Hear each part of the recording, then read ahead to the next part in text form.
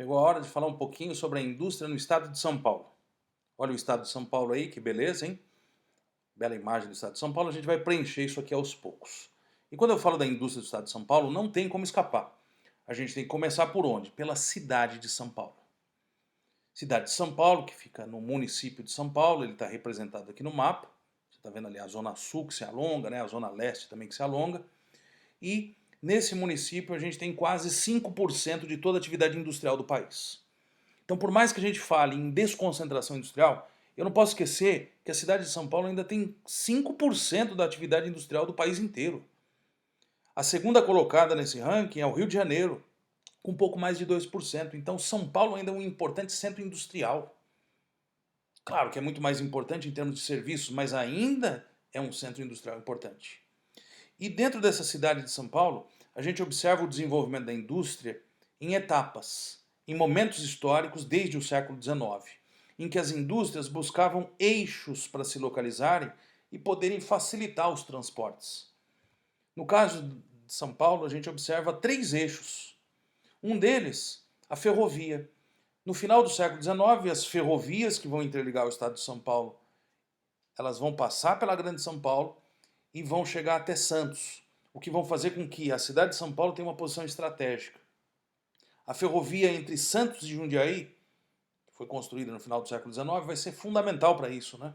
E no entorno dessas ferrovias, galpões industriais se instalam. Alguns deles até hoje estão funcionando.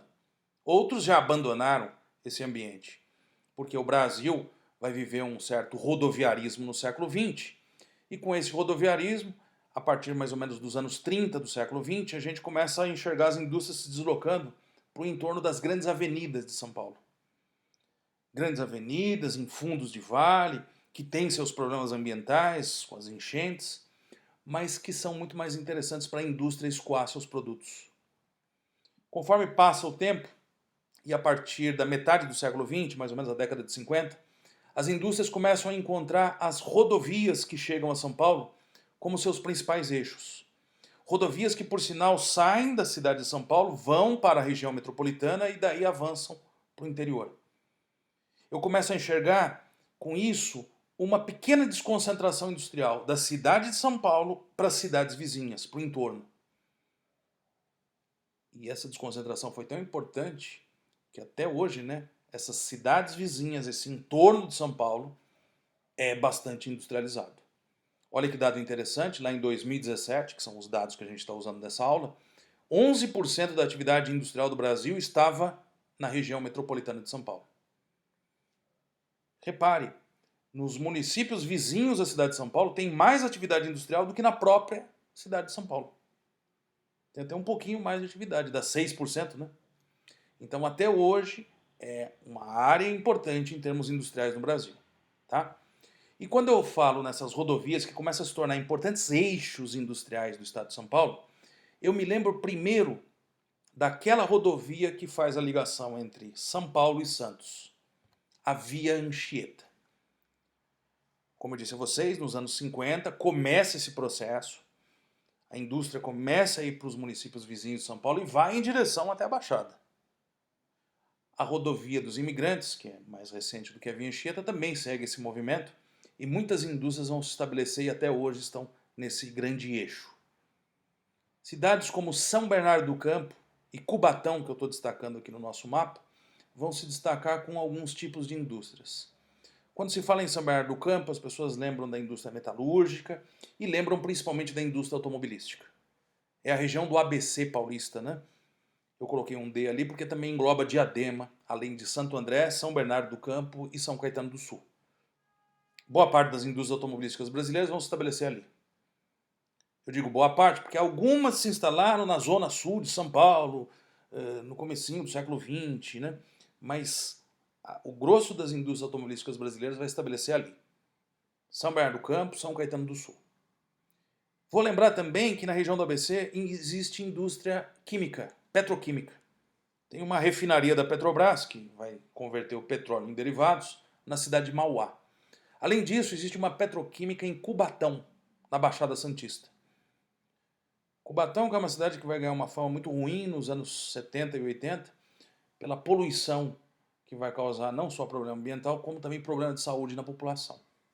Então, ó, esse é o primeiro eixo importante, onde a indústria começa a se solidificar além da cidade de São Paulo. O segundo eixo é o eixo Dutra Ayrton Senna. Ayrton Senna, que antes se chamava Trabalhadores, agora o nome da rodovia é Ayrton Senna, então a gente coloca aqui o nome mais recente. Um eixo que passa pela região chamada de Vale do Paraíba.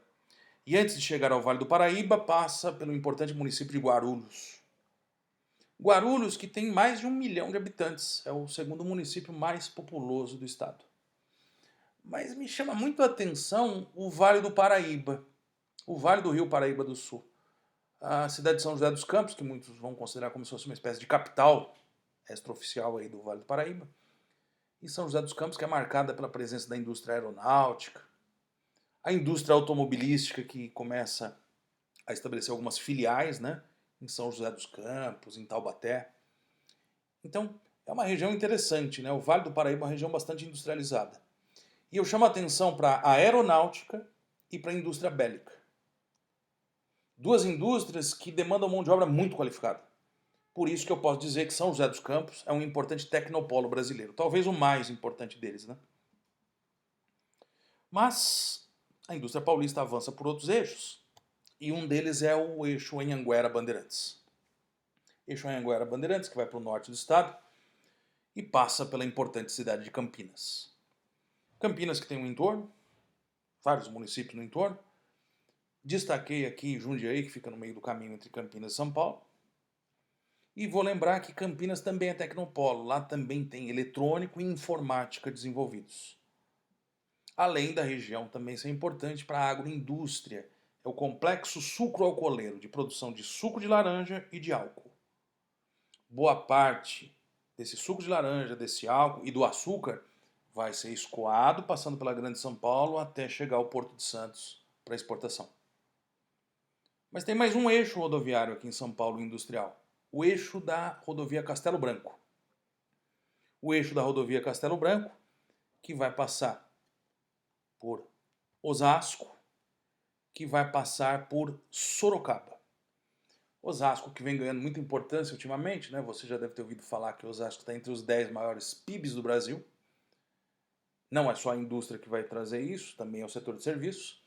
Mas tradicionalmente nos vestibulares se fala um pouco mais de Sorocaba, onde existe aí uma indústria têxtil, uma indústria de produção de alumínio, bastante sedimentada. Existe até um apelido antigo para Sorocaba que era Manchester Paulista, exatamente pela indústria têxtil. É um eixo mais recente, mas que está ganhando força, está ganhando espaço, porque é uma rodovia que tem uma certa qualidade, né, em termos de transporte. E para a gente finalizar isso aqui, olha o Rodoanel. O Rodoanel Mário Covas. Começou a ser construído nos anos 90, sua primeira etapa foi inaugurada em 2002, e hoje falta muito pouco para inaugurar o último trecho do Rodoanel, que é o trecho norte. O Rodoanel que vai ligar aí 10 rodovias que chegam à cidade de São Paulo, e o Rodoanel que fez com que o entorno de São Paulo ganhasse mais importância ainda em termos industriais, porque facilitou bastante a logística, já que a cidade de São Paulo hoje tem dificuldades aí em termos de trânsito. Então o Rodoanel ele acaba sedimentando essa ideia de que a grande São Paulo, os municípios do entorno ainda têm muita importância econômica. Ok?